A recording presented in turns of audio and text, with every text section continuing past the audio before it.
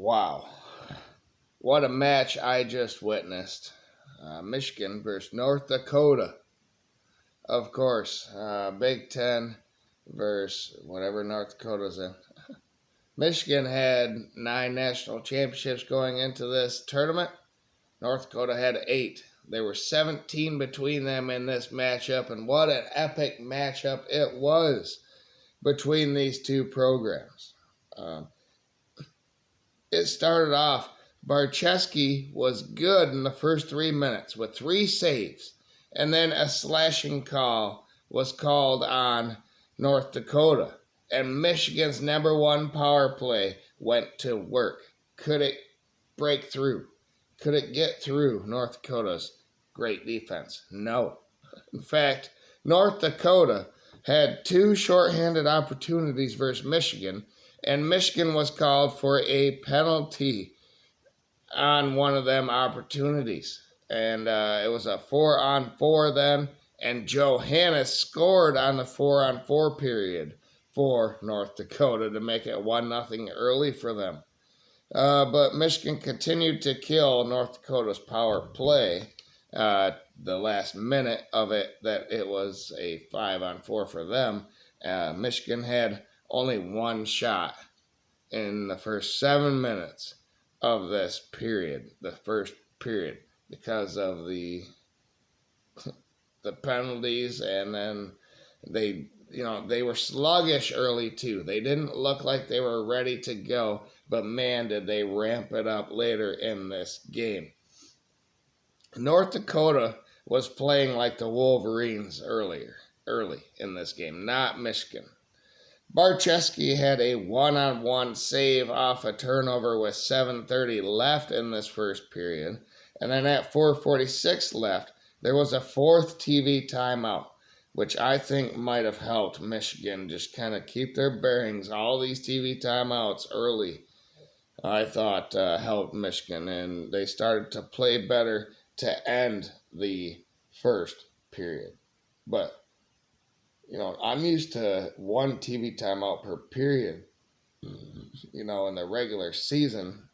And now we're having 4 in a period all of a sudden because it's the NCAA tournament, and ESPN is televising it, so they want their money. But I think it helped Michigan early in this game. To start the second period with 18:22 left in the second period, less than 2 minutes in, Frank Nazar had a rebound goal to tie it for Michigan 1-1. So here we go, tie it up.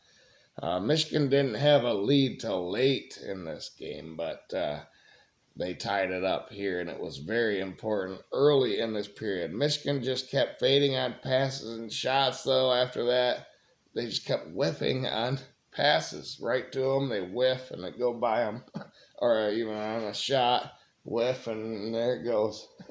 But they cleaned all that up later in the game. So until 11:41 left, Michigan was playing around like that, and North Dakota scored again. This time it was Jason Blake. It was 2-1 North Dakota. The rest of the period, Michigan squandered a couple of opportunities they had as North Dakota controlled their lead to maintain a 1-goal lead at the end of the period. It was 2-1. And I was getting a little bit concerned, but I kept hearing that song, Mr. Brightside, and I'm like, well, it wasn't played or anything, but I kept hearing it in my mind. Mr. Brightside, and Pump It Up, and all the football things that got us by, Hockey and football have similarities in their programs at Michigan, a lot of them. Titles, a lot of them. Winningest programs, a lot of them. And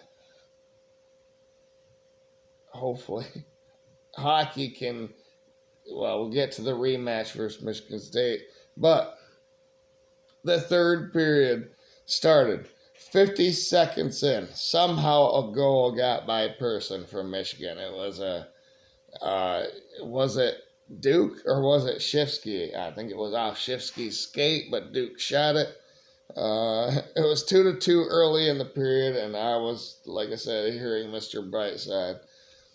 I knew we were going to win this game, and I saw that Michigan was amping up their energy and their passion, and they didn't want to be the ones to not get to the Frozen Four for the first time in 3 years. So they wanted to be the third in 3 years. So here we go, and TJ Hughes scored for Michigan just a few minutes later, or a minute and a half later, basically, to give Michigan their first lead in the entire game. And they were starting to look like Wolverines, aggressive and relentless. Hughes found Duke for a backhand one-timer to make it 4-2 with 4:31 left in the game. And Michigan started to overpower this 8-time national championship team. But with 5:25 left, this 8-time national championship team scored a goal to get them within one. And at 2:19 left, they pulled their goalie. And with 40 seconds left, Barczewski had a huge save.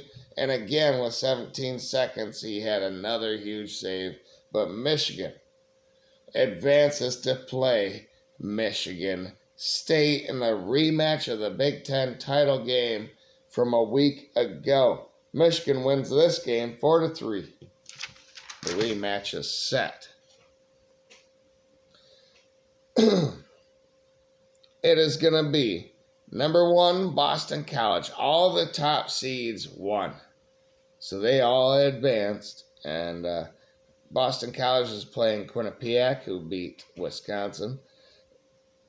Denver, number 3, is playing Cornell. And then number 4, Michigan State, is playing Michigan. And number 2, Boston University, is playing Minnesota. Michigan State and Michigan and Boston College and Quinnipiac are on Sunday.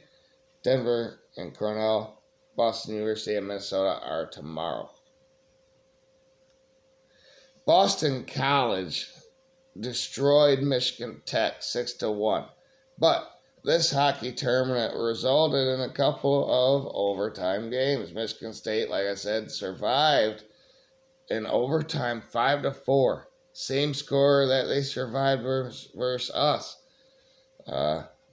They played Western Michigan.